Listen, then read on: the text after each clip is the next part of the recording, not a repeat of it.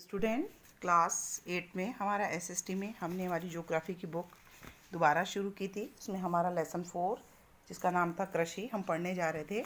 उस चैप्टर को हमने शुरू किया था जिसमें हमने कृषि के बारे में जानकारी हासिल की थी कि कृषि क्या है, उसके बारे में, कृषि तंत्र के बारे में हमने आपको लास्ट लेक्चर तक जानकारी दी। कृषि के प्रकार के बारे में बताया कि कृषि के प्रकार में आपके निर्वाह कृषि, गहन कृषि, आदिम कृषि, इसके बारे में बताया। आज हम पढ़ने जा रहे हैं वाणिज्यिक कृषि क्या होती है।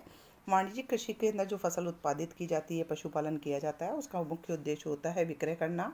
आप यहाँ निशान लगा सकते हैं। एक क्वेश्चन बनता है, कृषि वाणिज्यिक कृषि का उत्पादन किस लिए किया जाता है? विक्रय के लिए। और इसके अंदर क्या है, बहुत बड़े जो हमारे खेत होते हैं, बड़े क्षेत्र में और अधिक पूंजी का, अधिक पैसा लगाकर काम किया जाता है और आधुनिक तकनीकों और मशीनों का भी प्रयोग किया जाता है। अब आता है वाणिज्यिक कृषि है, उसको पुनः 3 भागों में अलग अलग बांटा गया है। पहला होता है अनाज कृषि, दूसरा होता है मिश्रित कृषि और तीसरा होता है रोपण कृषि। चलिए, तो आज हम पहले पढ़ने जा रहे हैं वाणिज्यिक अनाज कृषि क्या होती है। वाणिज्यिक अनाज कृषि का उद्देश्य होता है वाणिज्यिक उद्देश्य से उगाई गई फसलें, यानी उसके अंदर जो फसलें उगाई जाती है उसका उद्देश्य होता है क्रय विक्रय करके लाभ कमाना। ठीक है, उसके अंदर गेहूं, मक्का सामान्य रूप से फसलों के रूप में उगाया जाता है। उसके क्षेत्र अगर बात करें तो उत्तरी अमेरिका, यूरोप, एशिया के शीतोष्ण घास के मैदान वाणिज्यिक अनाज की कृषि के प्रमुख क्षेत्र हैं जहाँ पर ये खेती की जाती है। इसका जो क्षेत्रफल होता है जहाँ पर ये की जाती है, बड़े बड़े फार्म से युक्त विरल आबादी वाले होते हैं। अत्यधिक ठंड वर्धन काल को बाधित करती है और केवल यहाँ पर वर्ष में एक ही फसल उगाई जाती है। दूसरी होती है मिश्रित कृषि।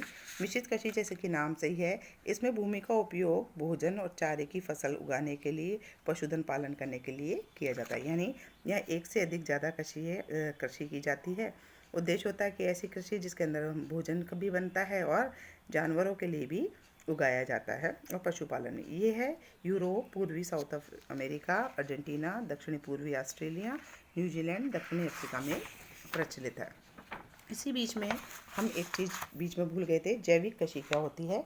जैविक कृषि एक ऐसी कृषि होती है जिसके अंदर जब आप खेती करते हैं तो आप रासायनिक जो हमारी खादें आने लगी जैसे यूरिया वगैरह, इसका उपयोग न करके प्राकृतिक जैविक खाद और प्राकृतिक पीड़कनाशी खाद का उपयोग करते हैं। फसलों का उत्पादन बढ़ाने के लिए कोई भी आनुवंशिक रूपांतरण भी इसमें नहीं किया जाता है, इसे कहते हैं जैविक खेती। ठीक है, फिर तीसरी जो हमारी आती है रोपण कृषि। रोपण कृषि के अंदर आता है चाय, कहवा, काजू, रबड़, केला, कपास की फसलें उगाई जाती है और बड़े पैमाने पर इसमें मजदूरों की, यानी जो काम करने वाले व्यक्ति हैं, और पैसे की आवश्यकता होती है।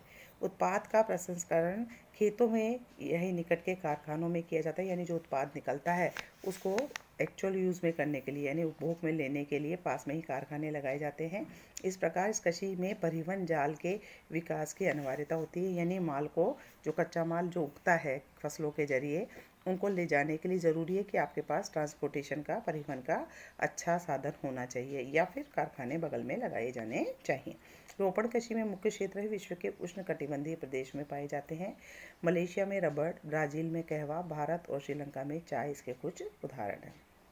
नेक्स्ट आती है अब हमारी मुख्य फसलें की बात करते हैं कि जनसंख्या की बढ़ती हुई आवश्यकताओं को पूरा करने के लिए वर्ष भर में हमारे जो क्षेत्रफल है उस पर कई प्रकार की फसलें उगाई जाती है। फसलों पर आधारित उद्योगों के लिए कच्चे माल के, फसलें क्या करती है, कृषि पे आधारित जो उद्योग है उसके लिए कच्चे माल के, जैसे चीनी बनानी है तो गन्ना चाहिए हमको, है ना, तो ऐसी चीज़ें हैं। कपड़े बनाने तो कपास चाहिए। तो फसलें कृषि आधारित उद्योग का क्या करती है, कच्चे माल की आपूर्ति करती है। गेहूँ, चावल, मक्का, बाजरा आदि मुख्य फसलें हैं। जूट और कपास रेशेदार फसलें हैं, जबकि चाय और कहवा क्या है, मुख्य पेय फसलें हैं। तो हम आगे एक एक फसल के बारे में जानकारी हासिल करते चले जाते हैं। चावल के बारे में पढ़ लेते हैं।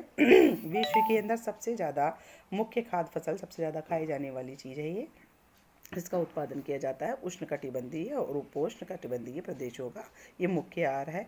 इसके लिए उच्च तापमान, अधिक आर्द्रता और वर्षा की आवश्यकता होती है और जो मिट्टी होती है उसमें भी जल रोकने की क्षमता होना ज़रूरी है। इसीलिए इसके लिए चिकनी युक्त जलोढ़ मृदा का प्रयोग किया जाता है। जिस क्षेत्र में होती है वहाँ पर चावल सबसे ज़्यादा उगाया जाता है। चीन चावल उत्पादन में सबसे आगे रखता है अपना स्थान। उसके बाद भारत, जापान, श्रीलंका, मिस्र में भी चावल बहुत आयत में उगाया जाता है। अनुकूल जलवायु दशाओं के कारण पश्चिम बंगाल, बांग्लादेश के वर्ष में 1, 2, 3 फसलें उगाई जाती हैं। नेक्स्ट आता है गेहूँ। गेहूँ जैसे कि आपको पता है, हम लोग रोज़ रोटी जो खाते हैं उसमें ज़्यादातर गेहूँ का उपयोग किया जाता है। गेहूँ वर्धन काल में मध्यम तापमान, वर्षा और शस्य कीर्तन यानी फसल की कटाई तक तेज़ धूप की आवश्यकता है। यानी पकने के लिए गर्मी की भी आवश्यकता है और वर्षा भी चाहिए पानी के लिए, क्योंकि इसमें 5-7 पानी भी लगाए जाते हैं। इसका विकास सुप्रभावित दोमट मृदा में सर्वाधिक उपयुक्त माना जाता है। गेहूँ संयुक्त राज्य अमेरिका, कनाडा, अर्जेंटीना, रूस, यूक्रेन, ऑस्ट्रेलिया, भारत में विस्तृत रूप से उगाया जाता है। भारत में ये शीत ऋतु में, जो कि हमारी रबी की फसल आती है जिसमें सरसों, गेहूँ, जौ, चना उगाया जाता है, शीत ऋतु में ये उगाया जाता है। तो बच्चों, आज के लिए इतना ही। कल हम फिर पढ़ते हैं।